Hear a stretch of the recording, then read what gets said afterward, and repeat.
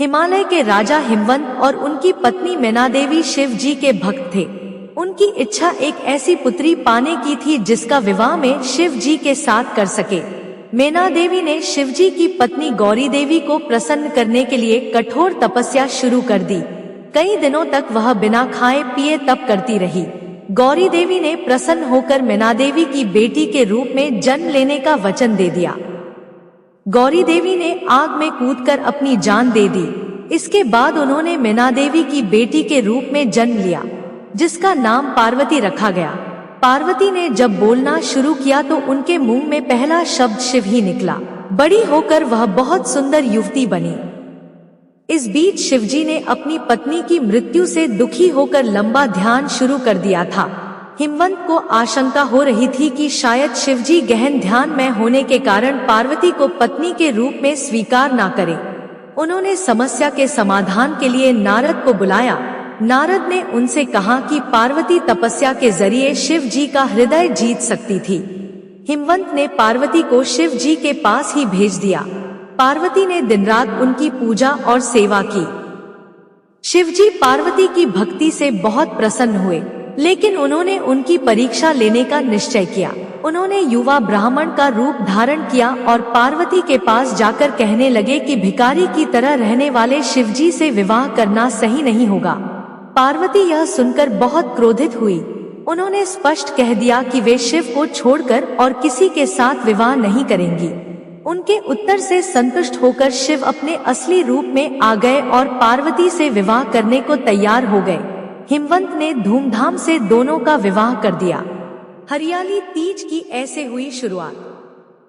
पार्वती की श्रद्धा देखकर भोले भंडारी प्रसन्न हुए और उन्होंने हरियाली तीज के दिन पार्वती को पत्नी के रूप में स्वीकार कर लिया और फिर धूमधाम से विवाह हुआ। इस तरह तीज के दिन माता पार्वती की कामना पूरी हुई और उन्हें पति के रूप में भगवान शिव प्राप्त हुए। तब माता पार्वती ने प्रसन्न होकर कहा था कि इस दिन जो स्त्री निष्ठा से व्रत और पूजन करेगी, उसकी सभी मनोकामनाएं पूर्ण होंगी। उसका वैवाहिक जीवन सुखमय रहेगा। हरियाली तीज पर ना करें ये गलतियां। आइए हरियाली तीज के मौके पर आज आपको 6 ऐसी गलतियों के बारे में बताते हैं जो व्रत के दौरान लोगों से जाने अनजाने होती हैं। 1. इस दिन उपवास रखना लाभकारी होता है। अगर व्रत न रख पाएं तो केवल सात्विक आहार ग्रहण करें। इस दिन भूलकर भी लहसुन, प्याज या मांस, मदिरा पान का सेवन ना करें। 2. हरियाली तीज पर महिलाओं को काले, सफेद या भूरे रंग के वस्त्र धारण नहीं करने चाहिए। काला रंग शोक और दुख का प्रतीक है। काले रंग का प्रयोग करने से वैवाहिक जीवन में समस्याएं आ सकती हैं। 3. हरियाली तीज के दिन व्रत रखने वाली सुहागिनों को क्रोध से बचना चाहिए। मन को शांत रखने का प्रयास करें। इस दिन किसी को अपशब्द कहने या अपमान करने से भी बचें। 4. हरियाली तीज के दौरान रात भर सोने से बचना चाहिए। इसकी बजाय माता का भजन कीर्तन करें। आप ईश्वर का मंत्रोच्चारण भी कर सकते हैं। 5. हरियाली तीज की सामग्री कभी भी मंगलवार के दिन नहीं खरीदनी चाहिए। यदि सुहाग से जुड़ी कोई भी चीज आपने मंगलवार को खरीदी है तो इस दिन उसका प्रयोग बिल्कुल ना करें। 6. इस व्रत में सुहागिन महिलाओं को उनके मायके से खास उपहार मिलते हैं। इसमें मिठाई, फल, श्रृंगार का सामान और अन्य जरूरत का सामान शामिल होता है। व्रत में इसी सामग्री का प्रयास करना चाहिए। भगवान शिव के प्रिय सावन के महीने में शुक्ल पक्ष की तृतीया तिथि को हरियाली तीज का व्रत रखा जाता है। इस दिन कुंवारी और सुहागिन महिलाएं उपवास करती हैं। कुंवारी लड़कियां मनचाहे वर के लिए यह व्रत रखती हैं, जबकि शादीशुदा महिलाएं पति की लंबी उम्र के लिए यह व्रत रखती हैं। यही वो दिन है जब शिव ने पार्वती की तपस्या से प्रसन्न होकर उन्हें अपनी संगिनी बनाने का वरदान दिया था, और तभी से कुंवारी लड़कियां हरियाली तीज के दिन व्रत रखती हैं और मनचाहे वर की कामना करती है। क्या है पौराणिक मान्यता? पौराणिक मान्यताओं के अनुसार खुद पार्वती को भी न जाने कितनी बार घोर तपस्या करनी पड़ी थी। स्थिर होंगे। पवन देव, भीमदेव व अश्वनी कुमारों के अंश से नकुल व सहदेव उत्पन्न होंगे। ये सब धर्म परायण होंगे। दुष्ट दुर्योधन का पांडवों से युद्ध होगा और मैं युद्ध में माया फैलाकर रणभूमि में उपस्थित होकर परस्पर मारने की इच्छा वाले दुष्ट राजाओं का संहार कर दूंगी। मेरी भक्ति में लीन रहने वाले पुण्यात्मा, धर्मनिष्ठ पांडु पुत्र के पांचों भाई बच जाएंगे। इस प्रकार पापी राजाओं का संहार कर डालूंगी और पृथ्वी का भार मुक्त कर पुनः यहाँ लौट आऊंगी। आप विष्णु जी के पास जाकर उनसे प्रार्थना कीजिए कि वे मानव रूप धारण कर पांडु पत्नी के गर्भ वे शीघ्र पृथ्वी पर अवतरित हों। भगवती के कहने पर ब्रह्मा जी भगवान विष्णु के पास पहुंची और उनसे पृथ्वी पर अवतरित होने की प्रार्थना की। तब भगवान विष्णु ने उन्हें आश्वासन दिया कि मैं इंद्र के द्वारा कुंती के गर्भ से मानव रूप धारण कर अवतरित होऊंगा। इस प्रकार ब्रह्मा जी के प्रार्थना करने पर साक्षात भगवती देवताओं का कार्य शीघ्र करने के लिए अपने अंश से वासुदेव पुत्र श्री कृष्ण के रूप में अवतरित हुई और भगवान विष्णु ने भी महापराक्रम वाले बलराम तथा पांडु के दूसरे पुत्र अर्जुन के रूप में जन्म लिया। भगवान शिव भी पीछे नहीं रहे। वे भी वृषभानु गोप के घर में अपनी लीला से स्त्री रूप में जन्म लिया और राधा नाम से विख्यात रखा गया था, क्योंकि उस स्थान पर शिव जी ने पार्वती जी को मोक्ष मंत्र प्रदान किए थे। उसके बाद पार्वती जी को उस मंत्र के स्तर का मोक्ष प्राप्त हुआ था, लेकिन पूर्ण मोक्ष से वह दोनों वंचित ही रहे थे। अमरनाथ नाम अमर भगवान के स्थान को दर्शाता है, लेकिन यह भी सच है कि शिव जी वास्तव में अमर भगवान नहीं है। इसका प्रमाण देवी पुराण स्कंद 3 में भी मिलता है।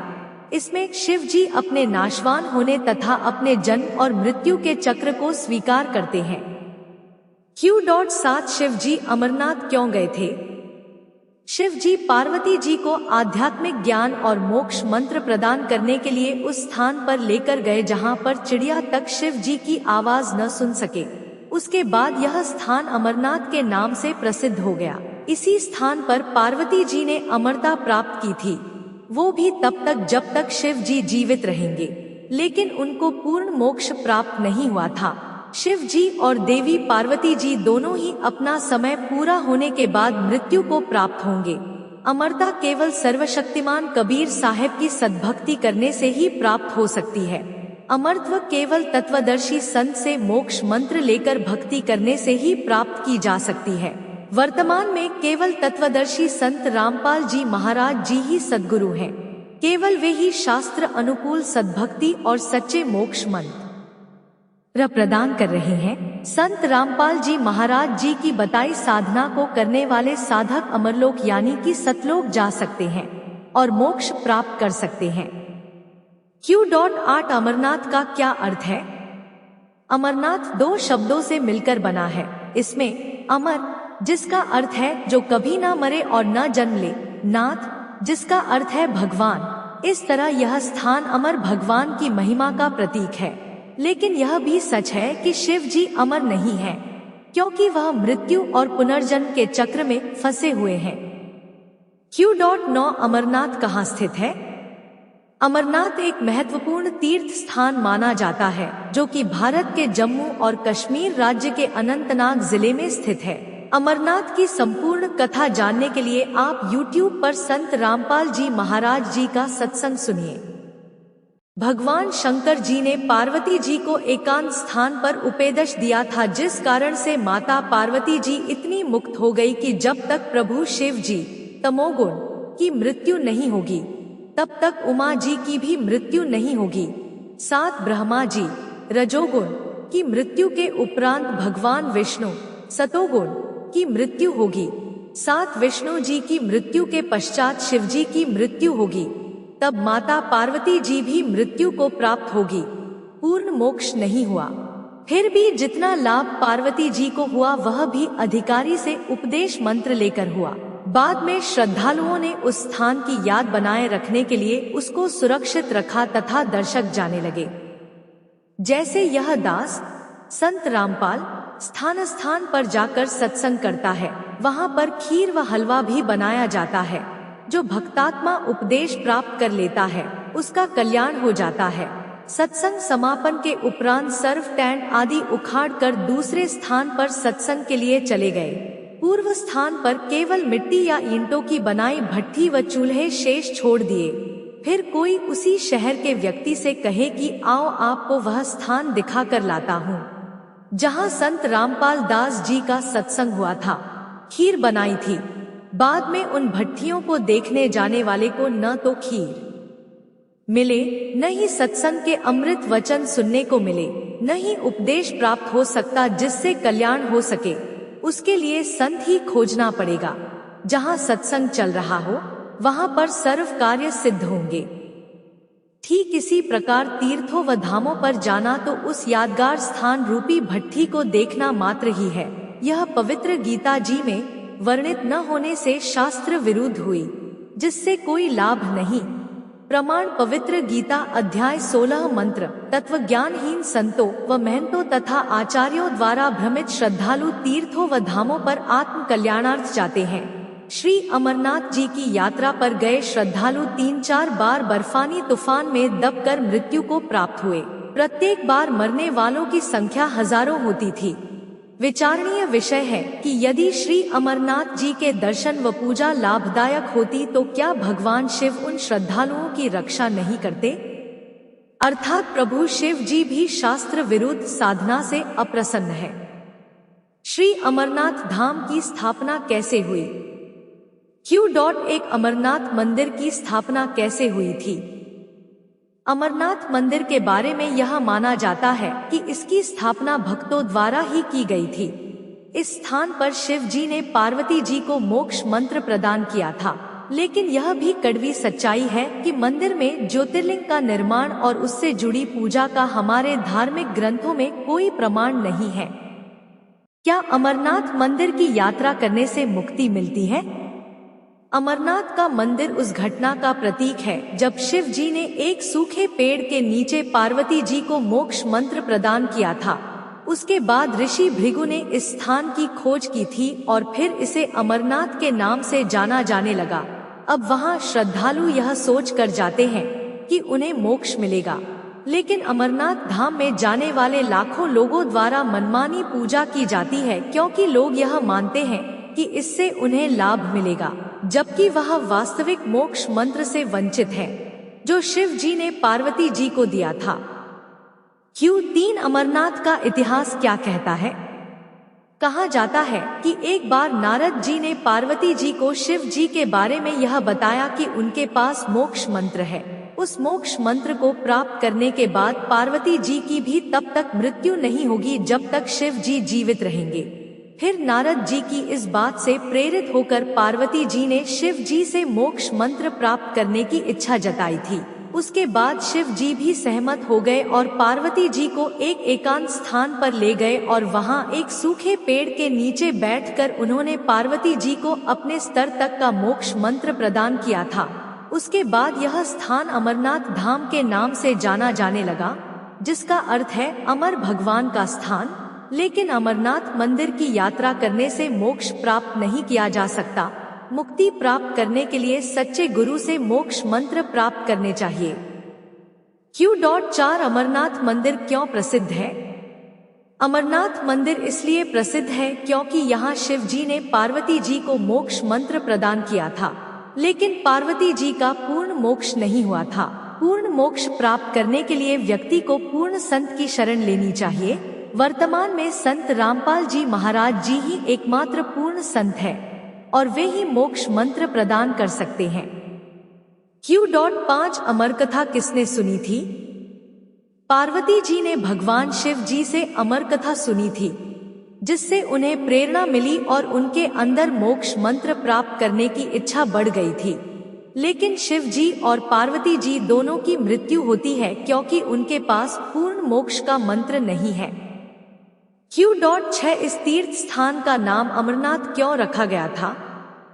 तीर्थ स्थान का नाम अमरनाथ इसलिए रखा गया था क्योंकि उस स्थान पर शिव जी ने पार्वती जी को मोक्ष मंत्र प्रदान किए थे। उसके बाद पार्वती जी को उस मंत्र के स्तर का मोक्ष प्राप्त हुआ था, लेकिन पूर्ण मोक्ष से वह दोनों वंचित ही रहे थे। अमरनाथ नाम अमर भगवान के स्थान को दर्शाता है, लेकिन यह भी सच है कि शिव जी वास्तव में अमर भगवान नहीं हैं। इसका प्रमाण देवी पुराण स्कंद 3 में भी मिलता है। इसमें शिव जी अपने नाशवान होने तथा अपने जन्म और मृत्यु के चक्र को स्वीकार करते हैं। Q.7 शिव जी अमरनाथ क्यों गए थे?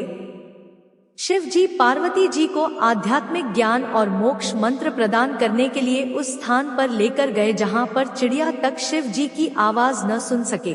उसके बाद यह स्थान अमरनाथ के नाम से प्रसिद्ध हो गया। इसी स्थान पर पार्वती जी ने अमरता प्राप्त की थी, वो भी तब तक जब तक शिव जी जीवित रहेंगे, लेकिन उनको पूर्ण मोक्ष प्राप्त नहीं हुआ था। शिव जी और देवी पार्वती जी दोनों ही अपना समय पूरा होने के बाद मृत्यु को प्राप्त होंगे। अमरता केवल सर्वशक्तिमान कबीर साहब की सद्भक्ति करने से ही प्राप्त हो सकती है। अमरत्व केवल तत्वदर्शी संत से मोक्ष मंत्र लेकर भक्ति करने से ही प्राप्त की जा सकती है। वर्तमान में केवल तत्वदर्शी संत रामपाल जी महाराज जी ही सद्गुरु हैं।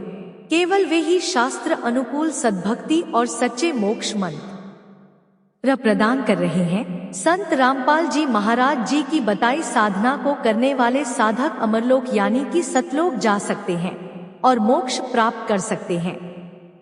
Q.8 अमरनाथ का क्या अर्थ है? अमरनाथ 2 शब्दों से मिलकर बना है। इसमें अमर जिसका अर्थ है जो कभी ना मरे और न जन्म ले, नाथ जिसका अर्थ है भगवान। इस तरह यह स्थान अमर भगवान की महिमा का प्रतीक है। लेकिन यह भी सच है कि शिव जी अमर नहीं है, क्योंकि वह मृत्यु और पुनर्जन्म के चक्र में फंसे हुए हैं। Q.9 अमरनाथ कहाँ स्थित है? अमरनाथ एक महत्वपूर्ण तीर्थ स्थान माना जाता है, जो कि भारत के जम्मू और कश्मीर राज्य के अनंतनाग जिले में स्थित है।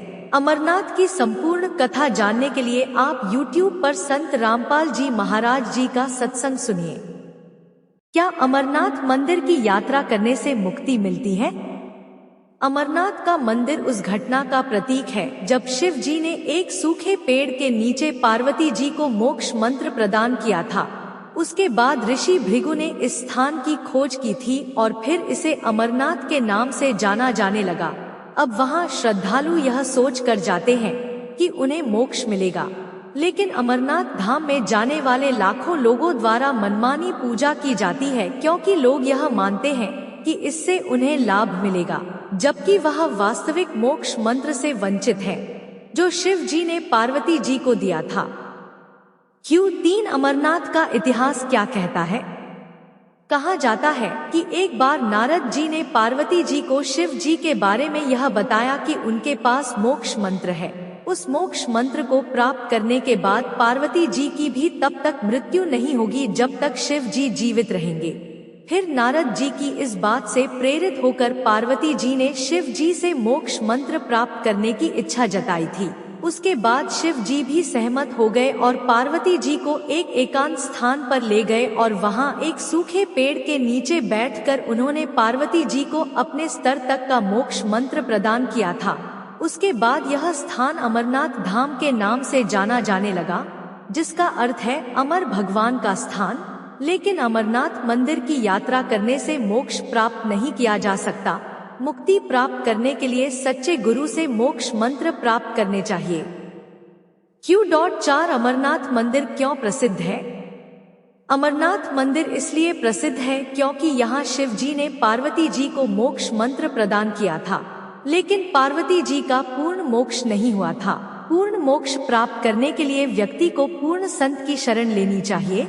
वर्तमान में संत रामपाल जी महाराज जी ही एकमात्र पूर्ण संत है और वे ही मोक्ष मंत्र प्रदान कर सकते हैं। Q.5 अमर कथा किसने सुनी थी? पार्वती जी ने भगवान शिव जी से अमर कथा सुनी थी, जिससे उन्हें प्रेरणा मिली और उनके अंदर मोक्ष मंत्र प्राप्त करने की इच्छा बढ़ गई थी। लेकिन शिव जी और पार्वती जी दोनों की मृत्यु होती है क्योंकि उनके पास पूर्ण मोक्ष का मंत्र नहीं है। Q.6 इस तीर्थ स्थान का नाम अमरनाथ क्यों रखा गया था? तीर्थ स्थान का नाम अमरनाथ इसलिए रखा गया था क्योंकि उस स्थान पर शिव जी ने पार्वती जी को मोक्ष मंत्र प्रदान किए थे। उसके बाद पार्वती जी को उस मंत्र के स्तर का मोक्ष प्राप्त हुआ था, लेकिन पूर्ण मोक्ष से वह दोनों वंचित ही रहे थे। अमरनाथ नाम अमर भगवान के स्थान को दर्शाता है, लेकिन यह भी सच है कि शिव जी वास्तव में अमर भगवान नहीं है। इसका प्रमाण देवी पुराण स्कंद 3 में भी मिलता है। इसमें शिव जी अपने नाशवान होने तथा अपने जन्म और मृत्यु के चक्र को स्वीकार करते हैं। Q.7 शिव जी अमरनाथ क्यों गए थे? शिव जी पार्वती जी को आध्यात्मिक ज्ञान और मोक्ष मंत्र प्रदान करने के लिए उस स्थान पर लेकर गए जहां पर चिड़िया तक शिव जी की आवाज न सुन सके। उसके बाद यह स्थान अमरनाथ के नाम से प्रसिद्ध हो गया। इसी स्थान पर पार्वती जी ने अमरता प्राप्त की थी, वो भी तब तक जब तक शिव जी जीवित रहेंगे, लेकिन उनको पूर्ण मोक्ष प्राप्त नहीं हुआ था। शिव जी और देवी पार्वती जी दोनों ही अपना समय पूरा होने के बाद मृत्यु को प्राप्त होंगे।